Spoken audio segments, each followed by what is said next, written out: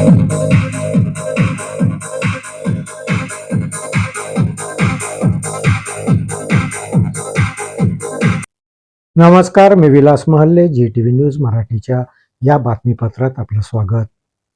विद्यार्थिनींना लहानपणापासूनच कौशल्य विकास अभ्यासक्रमाची ओळख व्हावी, विद्यार्थिनींना कामाचा अनुभव मिळावा आणि शालेय स्तरापासून शिक्षण उद्योगाभिमुख होण्याच्या दृष्टीने यवतमाळ जिल्ह्यातील घाटंजी तालुक्यात येणाऱ्या पारवा येथील जिल्हा परिषद कन्या शाळेमध्ये बाल आनंद मेळावा घेण्यात आला.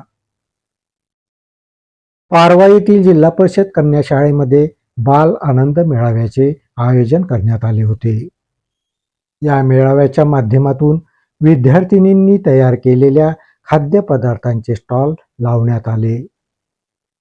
शाळेच्या आवारात विद्यार्थिनींनी विविध प्रकारच्या खाद्यपदार्थांची विक्री करून त्यामधून खरी कमाई केली.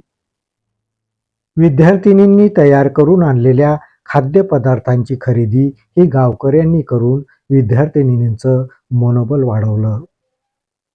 बालानंद मेळाव्याच्या माध्यमातून विद्यार्थिनींनी शिक्षणाबरोबरच उद्योग धंदा, दैनंदिन व्यवहार, खरेदी विक्रीचा अंदाज याबाबतची माहिती यावेळी देण्यात आली.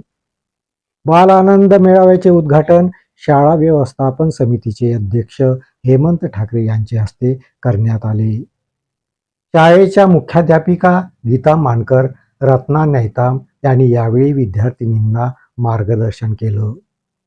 बालानंद मेळाव्यामध्ये पालक वर्ग, गावकरी मोठ्या संख्येने सहभागी झाले होते.